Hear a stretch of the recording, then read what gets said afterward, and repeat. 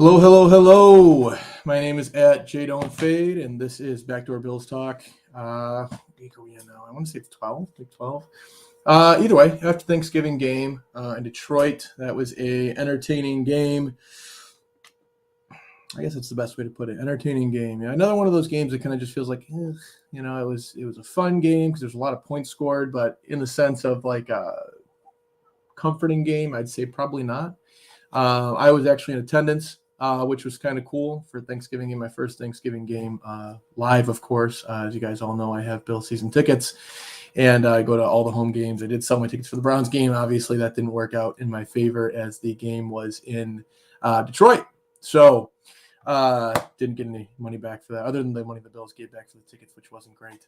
However, anyways, in Detroit, go Bills. Yes, Amy, Mafia Sports Report, I agree, naturally.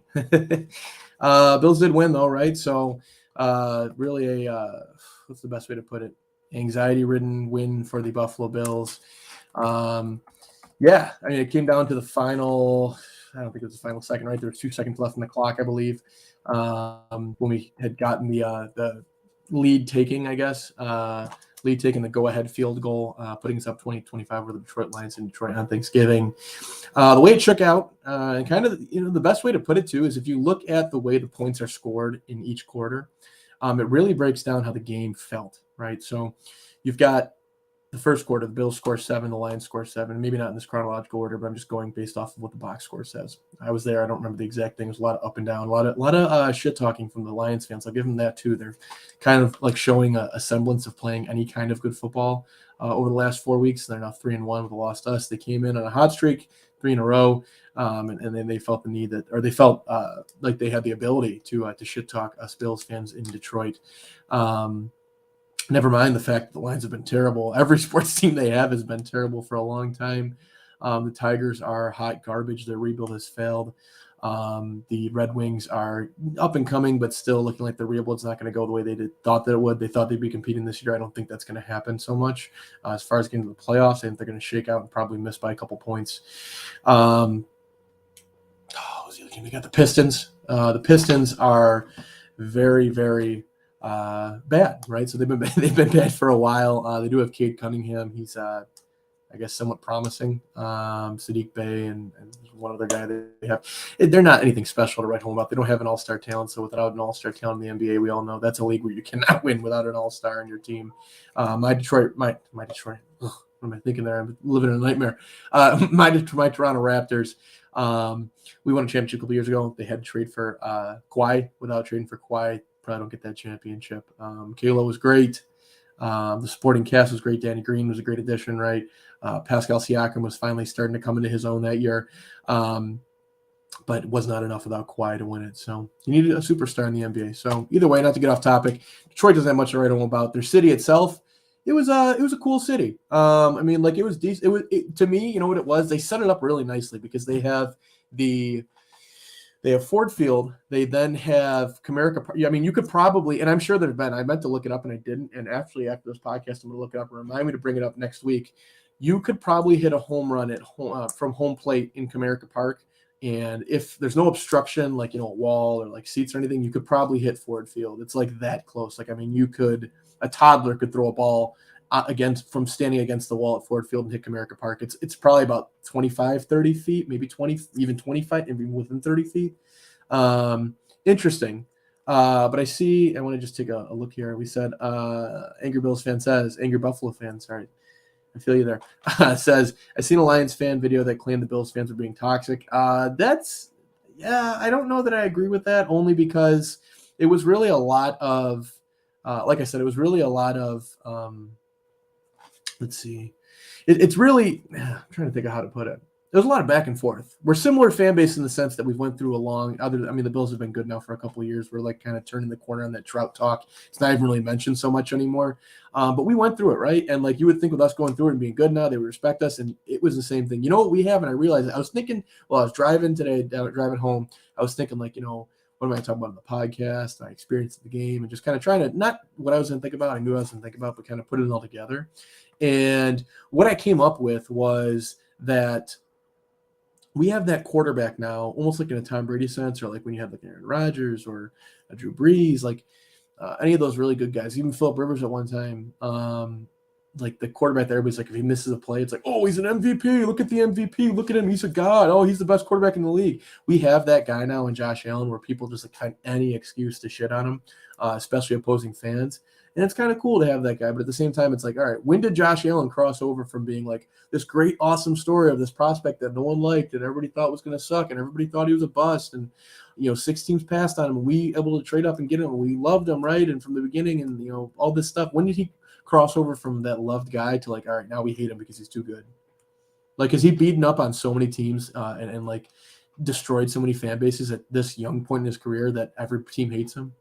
You know what I mean? Like, I don't know, just something I was thinking about. But either way, it's cool to have that, right? Because before we always had the guy, it's like, oh, he's a good guy. Like I was saying to the Lions fan, I'm like, Goff is probably good enough to get you through next year as like a bridge guy. He's probably earned himself another year. And they're just like, at the end of the game, they're like, no, dude.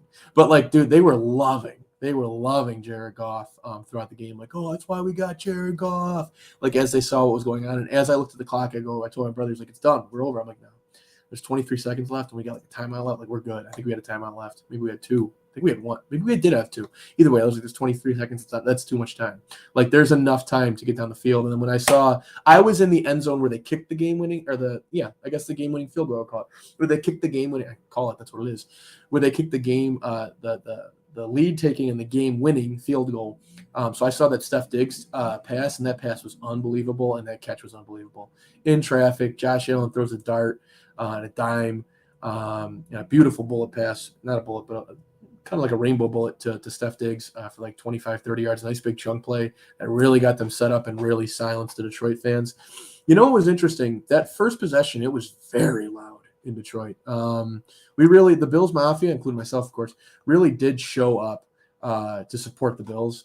And it was pretty loud. It was loud on both possessions. And I kept seeing the scoreboard saying, quiet offense at work when Detroit was on offense. It's like, I just kept saying, like, why are you putting it up? It's Bills fans that are screaming. It's not Detroit's fans. They know that they're smart enough to know they have to be quiet when they're on offense. It is the Bills fans, because it's a 50-50 split, if not a 60-40 split.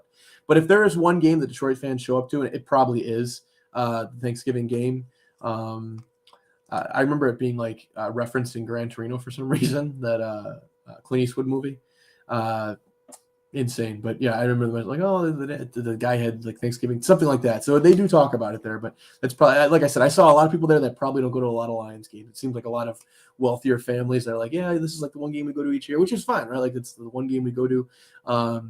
Like, not really weren't following along so well with like what the cues were from the stadium or the scoreboard, and like some of the jokes they're putting up and trolling the Bills and stuff like that. But that was good, right? So, but yeah, either way, they were booing. And one thing I want to talk about, they were booing hard on Von Miller when he got hurt. So he got hurt and he was down for a while. And I'll admit, I even said to my dad or brother, I said, hey, like, what's taking so long? Because I saw him just kind of taking a knee there. Like, he wasn't like grimacing in pain or anything. He was just kind of there. And I'm like, what's going on? So are they getting like a cart? Like, what's going on? And then he walked off the field and they were booing him hard. And I don't know if the cameras caught this, and I could be wrong, but from what it looked like Jordan Phillips had his helmet off. Shaq Lawson didn't have his helmet off, but he was also doing the same thing as what I'm about to reference, or state or say whatever. And Jordan Phillips, I could have swore, like, went like this to the crowd, like, like, screw you. And then I thought I saw a finger. And I'm not saying it as like a way to say like, oh, it's a bad thing. That was awesome. That was cool to see. I could be wrong. He maybe didn't get the finger, but he was definitely telling him like, yo, like, shut up. Like, he's hurt. Like, why are you booing him for? Like, he's going to get off the field when he's ready to get off the field. He's hurt, And there were a lot of injuries in that game. So that was kind of weird. Like, not only a lot of serious injuries, but a lot of injuries went down. Of course, Vons is serious. We're hoping he's back for the Jets game in a couple weeks. They say 7 to 10 days. We'll see what happens if he can wear a boot. If he can't wear a boot, he's done, right? So, like, the way that works is, like, it's not like, oh, well, maybe we'll give him this week off and next week. No, it doesn't work like that. This isn't one of those injuries. This is an injury where it's like, all right, he's going to get a little bit of rest so they can assess what this for the swelling to go down so we can actually move on it. Then they're going to throw a boot on, and if it works, he's going to play. If it doesn't work, or a brace, I'm sorry, not a boot. You can throw a brace on, and if it doesn't work, he can't play, he gets surgery. If it does work, it works, he can play. That's all it's good. That's the only way it works. There's no like wait a couple more weeks. It's surgery or no surgery at this point. They know they need it now. Can you wait till the end of the season is the question. There will be surgery at some point. So hope out for we need Von Miller. We're gonna need him. Our team has been struggling, and for them to get any weaker just wouldn't point to success. I want to talk about a couple more things before we kind of jump into a light preview so much of the upcoming game, but enough that we'll get the gist of what's going on here with the Patriots and the Bills on Thursday night. A lot of prime time, it feels like, just going on lately. Like, I don't know if it's been, but just like the Thursday night game, and just another one. So we got a big rest coming after this. We got to kind of push through and just kind of grunt and get through this short week again.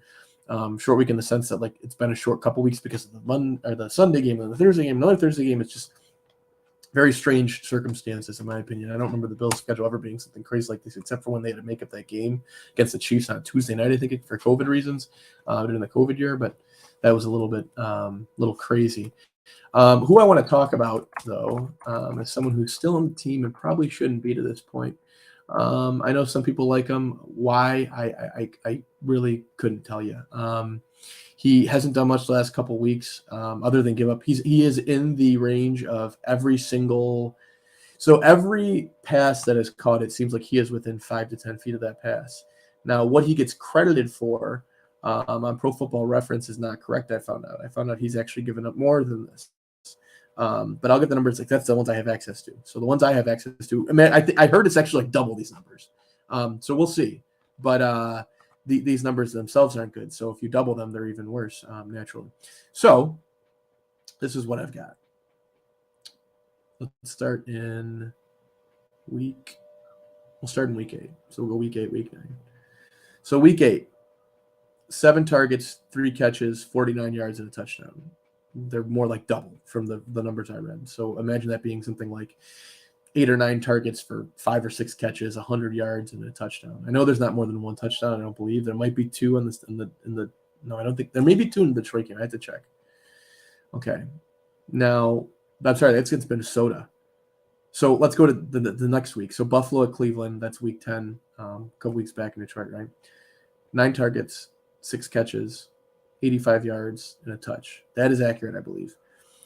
Not good, of course. I mean, you're giving up. That's a good game. That's fantasy-wise. Like I said, I like to think of fantasy points. That's 20.5 points. That's just not acceptable. I can't find his Detroit stats. I just had him pulled up, which is what's pissing me off here. All the headlines seem to support what my thing is, though. This is Dane Jackson, if you haven't guessed who we're talking about, folks. He has been really, really, really, really bad. He, in my opinion, is a guy that, if you want to think of a candidate that would switch to safety, it'd be him. He has like decent enough speed to keep up with guys, but not enough intelligence to make those plays and be able to pick and choose where he plays and what plays he does and doesn't make. He's kind of a guy that needs to be there as support. He's not a main guy. I don't see him as starting corner in this league anymore. I don't know that I ever really truly did. He was a nice story and like playing pretty well for, the couple of the year and a half or a year or so combined that he played in a starting role because of the injuries that we had to Tre'Davious White and when Levi went down for a game or so, a couple games. But he's just not a starter anymore, guys. He's not good. I don't really have much more to say about him. The numbers speak for themselves. He was absolutely awful last week. I mean, he was in the let's see if we can find it. Because I want to read these numbers off. They are atrocious. I had the numbers up here as well. I want to see because I think you guys need to hear this. So the first thing that comes up, Jackson allowed a 129.9 passer rating as the nearest defender. That's the best way to put it right there, as the nearest defender. And that was against the Detroit Lions. That's really not good. I mean, you can tell it for yourself. That's like a pretty good passer rating to have. As far as yards and everything, I think that everybody gets a little bit different because obviously different companies see, different targets or who maybe if he's in the vicinity, if there's a guy 5 feet closer or 1 foot closer. But I know Dane Jackson myself watching the game, he seemed to be in the area every target, every catch is the best way to put it. Every target. Well, every target naturally because they were picking on him because he was awful, but and he may be awful, but I don't know. I hope for the best for him, but I don't think it's going to be here. And I would certainly like to see Kyrie Elam. I know Benford is on the IR now, which came as a surprise to me. I didn't know he was that banged up, but Tre'Davious White played, I believe, 13 snaps. You'd have to tell me what those snaps were because I saw him in the first drive and I didn't see him again. That was a long drive, so maybe it was 13 plays, but I didn't see Tre'Davious White in an awful lot. I think it must have been the first drive and then we took him out, which is concerning. I haven't seen a lot of people talk about it, so we'll see. But yeah, Tre'Davious White and then Kyrie Elam on the opposite side. If you want to sub some guys in, Xavier Rhodes coming in, he played pretty well. He made a really nice play, actually, I believe, on Amari Cooper in the end zone to stop one of. I mean, Amari Cooper had 3 touchdowns, but he stopped one of them, right? So he didn't have 4. He may have even cut the touchdown later in that drive, but I believe it was a 3rd down stop. That would have been like a 4th touchdown for him or something along those lines. That they got a field goal or a punt on, something like that. But either way, yes. So I want to see Elam, Xavier Rhodes, Tre'Davious White. So Trey White on one side. I think I think we got one more ramp up week, folks. You know what? Maybe not. Maybe we have 2 more. So maybe you're going to see him play more like half the snaps this week. Maybe he plays 3 or 4 series. He plays more like half the snaps against the Patriots. And let's be real, not a team that you really need to worry too much about the snaps. You need to worry about the run game and the ground game. So, and I think Jordan Poyer hopefully getting a little bit healthier. I know he's playing banged up for the rest of the year regardless, but a little bit healthier every week. Maybe we got Tremaine Edmonds back this week and Matt Milano. That's going to be big for stopping the Patriots. You'll hear later in my preview. I'm really not too worried about the Patriots, folks. And I know that sounds confident compared to how I usually am, but to me, they're very one-dimensional. Like, yes, they have some kind of a passing game, but even our secondary can stop that, as banged up as they are. And I mean, our secondary, when healthy, is good. They're just banged up. Like Jordan Poyer is playing with one arm. And he's still playing as like one of the best safeties in the league. But you can tell he's banged up, and I applaud him for putting his body out there like that and trying to win. Even in a contract year, he's trying to and when he has to worry about his future, he's worried about us having success, rather than he could take the rest of the year off and he's still going to get a big bag next year. It don't matter. He wants to win. He wants to help this team, and I applaud him for that. So that's one thing. But yes, I think we need to really focus on the ground game against the Patriots. So let's finish up on Detroit here. We'll talk about the offense real quick, and then we'll jump into a quick preview here, and then I'll get you my bet, and we'll get you out of here because I know it's Monday Night Football tonight. Not that it's a super exciting matchup, but Monday Night Football nonetheless, folks. So let's get to some of the comments here real quick. I saw Amy said, yeah, let's go Buffalo. Mafia, we signed John Brown. I like that. Sorry, I got to be able to see this. For me, it shortens up on me here. And our play will come rushing back into his zone. So yeah, I'm hoping that that would be that's a little bit advantageous for me to think that John Brown's going to come back like he was old Smoke Brown. But I think he definitely plays a role. I don't see him being a huge part of the offense going forward. If he even gets elevated to the active squad, but I do like having him here for the familiarity. It's like bringing Allen's, his best friend from when he was little and his grown man best friend now, and they're both together with him and Diggs. And I like to see what they can do, how they can figure this out. Because John Brown still, maybe they use him more in a Cole Beasley type of role, where like he's filling in for. I mean, our wide receiver crew was banged up, so it had to happen. I initially thought we're not going to sign Odell Beckham because we brought in Smoke Brown. I still think that may be somewhat linked. I don't think we're getting Odell Beckham, certainly. He visited. I don't think it's happening. I just think he's going to go to the Cowboys, and the contract he wants, we simply can't afford because there's guys that are supposed to walk next year that we need back, i.e. the best safety in the league, Jordan Poyer. So I don't care if you don't get Odell Beckham. I don't care. I mean, I want to have him, and I think we really need him. We should do whatever we can to get him, but not if it means cutting even a dime away from what we can offer to Jordan Poyer. Tremaine Edmonds, he's going to have to be replaced. We've got a lot of problems next year. We're going to have to fill out that Mike linebacker, even though I don't think Tremaine Edmonds is a top 10 middle linebacker in the league. I think he's probably a top 15 middle linebacker with the ability to play like a top 5 middle linebacker. Most of the time you get closer to 10 to 15 on the average play with that occasional top 5, maybe even top 3 play. We have a problem on the offensive line that is Spencer Brown. He is not an NFL football player.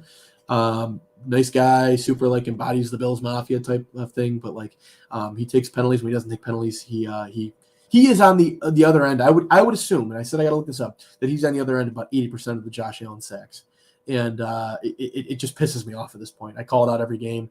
It seems like I wouldn't be surprised if he's given up a sack a game, or if the average is a sack a game. Maybe he hasn't given up exactly a sack each in every game, but it seems like he averages out to a sack a game. So. What's I'm thinking about here? Well, we'll dive in. That's a free agency prediction we got to dive into anyways. But just to get something pulled up here, I want to finish up on Detroit real quick, and we're going to talk about Josh Allen real quick. And the run game was so-so. It was a decent run game. I liked it from Dev Singletary and from James Cook wasn't really too involved, but Dev Singletary played really well, as I thought he would. He's the best running back in the room, in my opinion. James Cook has that breakaway speed, but I think Devin Singletary is a much more well-refined, well-renowned running back. But yes, let me finish up on the Josh Allen stats as they decide to load here because Spectrum decided I didn't deserve fast internet tonight. So, okay, let's see.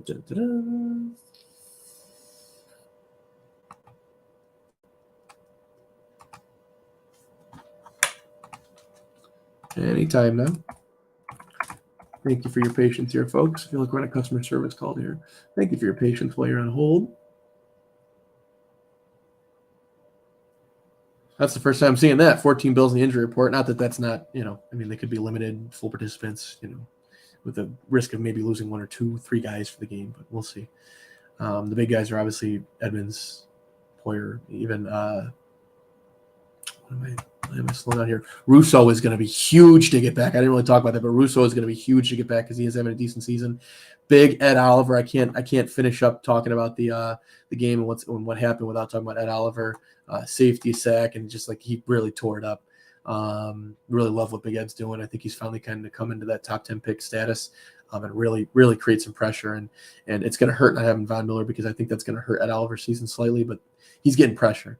With Greg Rousseau back, we got Shaq and Boogie on the other side. I like what we're getting there. I like what we're getting from Jordan Phillips. Tim Settle has been very underwhelming. I know he's not a guy that's going to get you a ton of sacks, but he's just been underwhelming overall. He's taken some dumb penalties as well this year, I believe. I think he even took one in the last game. So I'd like to see his play get a little bit better as well. Josh Allen's stats. Here we go. Okay, Joshua. Here we go. So last game. Slightly better game, right? I don't want to say slightly better. It was a lot better game, honestly. He led the game-winning drive, and he looked like his old self in a good portion of that game. He was 24 for 42, 50% completion rating. Not that we really care about that. Now that we don't care about completion rating, now that he is like a good quarterback, and we know that mattered before. It doesn't matter to me now. 253 yards, 2 touchdowns. He had a pick. He had that red zone pick. It looked like it was a play where, he used to pump fake. And I told this to my father. I said, he used to pump fake a lot. And he's not pump faking now. He's just look, throw, look, throw, look, throw, look, throw. And I think it's leading to you're not looking off or even pump faking off the defenders that are there, and that's risky. That's when the guys sit there and they just sit there in the route and boom, pick it. And that's what happened in the red zone again. On the ground is where he really tore it up. 10 for 78 to touch. He had 3 total touchdowns. He was responsible for 2 through the air, 1. He had that one to Diggs, that really nice lofty pass to McKenzie, and that beautiful run for a touchdown as well. So overall, what did he have? In the ballpark, like 328, 330 yards, 332 yards, something like that. 330-ish yards, we'll say. 3 tutties and a turnover and that interception. But beautiful. Other than that, really. I really like the game from Josh. I think he's kind of trending towards getting better. I think this is the perfect game against the Patriots to really tear it up, even though Matt Judon is being Matt Judon this year, and I think he's leading the league in sacks as well still. So that's what I got for Detroit. Good game, fun trip. I'd probably do it again. Detroit, just remember that, all your sports teams are terrible, and don't ever talk shit to the best, because we're always going to best you in your own building, and you're going to walk out sad and go home and eat turkey and cry about another lost Thanksgiving for the Lions. So let's jump into the Bills versus Patriots, and we'll go ahead and get a little quick preview of that for you before we get my bet of the night and who I'm picking tonight. It's a real simple one, guys, that I'm picking tonight. To be honest with you, last week I think we got unlucky. We lost on like a touchdown prop by Brett that we had, but we were looking good on that pick that I had. But the week before we won with the Commanders upsetting the Eagles, so we're looking still good. You should still be up money if you took that pick from the first week. So you're betting with house money right now. There's also that saying that there's a bug that's going on in the Bills locker room. Let's hope that's not a big deal. I know that people are getting sick now. I myself was, son was, nephew was. I had a lot of people I know were sick with the flu-ish kind of thing. It didn't test positive for COVID, but like a flu-ish type of thing. So let's just run down the first couple of stats here offensively, and we'll also jump into a couple of just other stats that match up in the averages for the Patriots and the Bills. So points per game, we're averaging 28.1. Pat's averaging 21.7. Just to get it off the bat, obviously we are favored to win.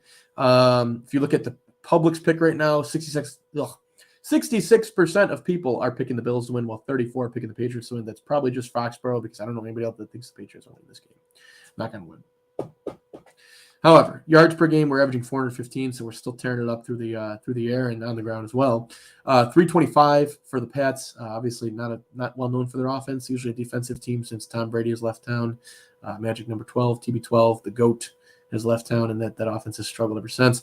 Opponents' point per game. So we both have good defenses, as I said. They're averaging 18.4. We're averaging 18.1, even though a lot of ours is coming in garbage time. Take the garbage time scores away. maybe cut them in half at least, and we're still the best defense in the league at that point. But we are struggling a lot, and I'm hoping that this is the game we can get right. Even if it's a feel good, even if it's like, all right, it's Patriots, Mac Jones, get some sacks, feel good about yourself. Get that swagger back coming in this gauntlet that we're about to run for the AFC East, which I hate the way they set the scheduling up. But this gauntlet really defends. If we go 3-0 here, I think we have the number 1 seed because I do think the Chiefs are going to lose a game throughout the rest of the year. There's going to be a loss there somewhere. I think it's funny how the Super Bowl odds changed for the Bills are not favored anymore. Now it's the Chiefs at plus 400 and the Bills at plus 450. Maybe that's because the Chiefs beat the last team that Vegas thought they might lose to. But they have division games left, and division games for the Chiefs, like they always play each other tough regardless. It could be the worst, the Broncos, and they're still going to play them tough. Doesn't matter. So either way, they beat a team by 7 points.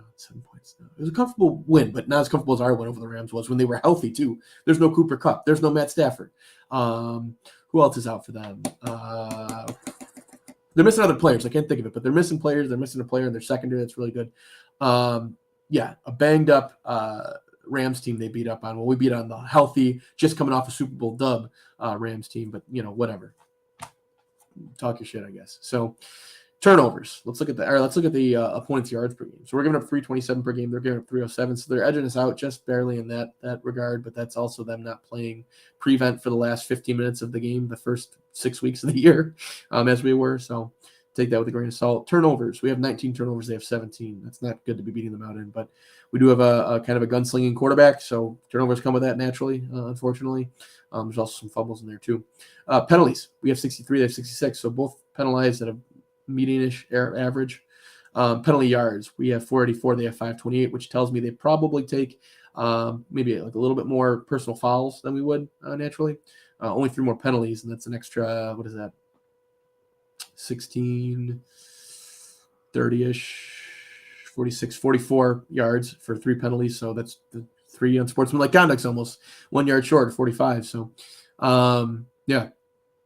But either way, let's see what we got here. We have got a super chat from Sonny Lamont. This is from Sonny that we had him on. We didn't have him on. He was part of the show. Sonny was part of the show actually a couple weeks back. It may have been a while now. It feels like a while at least. I miss working with you. Go Bills. I'm traveling at the moment. Congratulations on the wedding. I appreciate it, Sonny. I got married, if anybody doesn't know. A couple of I should probably know this, right? October 15th this year. So a little over a month ago, at least my wife is hopefully not watching this one, but about a month and change ago. Sonny, we want to thank you, of course, and we're looking to get Sonny back on the show because we did like his insight.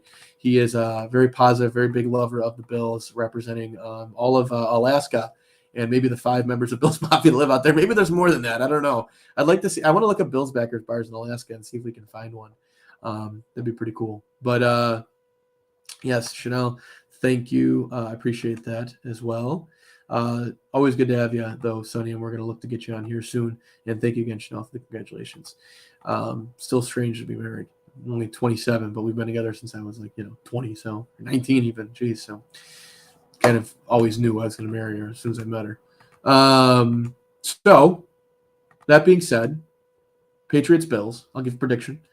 And what we need to do. So I'll give you a key on defense. I'll give you a key on offense. So key on defense, get pressure to Mac Jones. No, actually, stop the run game. But I didn't want to say stop the run game because it's so generic. And so of course, you stop one facet of the game and force them to do the other thing they're not good at. That's, of course, a factor. And I don't think it's going to be that easy to stop the run game. But we've been doing better with that. So if we can do what we've been doing against these past teams where we've been stopping them, against the Browns with Nick Chubb and Kareem Hunt, 2 of the best backs in the league, 2 of the top 30 backs in the league, in my opinion, in one backfield, holding them to nearly nothing. And then you're going against DeAndre Swift and Jamal Williams. You don't give up much to them either. Yeah, if you can do that against the Patriots with Ramondre Stevenson, he's a top 5 back in the league at this point, probably, at least a top 10 back in the league at this point. You're looking good because then you're having them throw to Jacoby Myers and maybe Hunter Henry gets a little involved, but they played a toughish game. They played a pretty tough game against Minnesota, but that didn't scare me at all. It's Mac Jones. Get pressure there. If you can stop the run and you get pressure to Mac Jones, you win the game handedly. That's the key on defense. Key on offense, find your rhythm again. I'm not saying you need to score 45 million points, but put together long, sustained drives. And if for some reason they make a good play on 3rd down, that's okay. But put points on the board every drive. We're not punting. We don't want to punt against the Patriots. We don't do it against the Patriots. It's just something we don't do. So I want to see Josh Allen. I think Steph Diggs is going to have a big day. We're talking something in the range of 10 to 15 catches, 100 plus yard, 120 plus yards, and a tutty, maybe even 2 tutties, something like that. So on offense, get your rhythm going. Find yourself. Find your identity is the best way to put it. So real quick before we wrap the show, we're at the 31, almost 32-minute mark here. Want to hammer down my bet. My bet is the Colts. It's simple. It's the Colts. The Colts and Jonathan Taylor get a touchdown. If you parlay those two things together, that's going to get you somewhere in the range of plus 172, I believe. I think it was actually like plus 206, to be honest with you. When I took it, it may have changed now, but plus 206. Yeah, you put down $20, you get back like $41, $42. I put down 50, so I get back $105-ish, $106, something like that. But Jonathan Taylor is a monster, and he's just starting to get healthier and healthier because he had one of those ankle injuries that you don't like, where it's like, all right, it's got to slowly get better week after week, just like Josh didn't get better week after week, right? Week after week, it'll get better. He's getting better each week, right? So I'm hoping that this is the week where he really breaks out. And it kind of shows again why he was the number one taken running back in fantasy. Not only because I have him and I'm trying to secure a points championship, but because he's a good running back and I like to watch good running backs play. It's always good to have that thrill or taste of the old school. So that's what I got for tonight. That's Backdoor Bills Talk. Chanel says, get those points, shake off the nerves. I totally agree, Chanel. And hoping that's what we're going to see on Thursday night. But until then, go Bills, Bills Mafia. Enjoy the next couple days because Thursday's going to be another one of those game days, and hopefully Friday's a victory Friday, and the boys get the day off. So have a good one. Go Bills. Stay classy.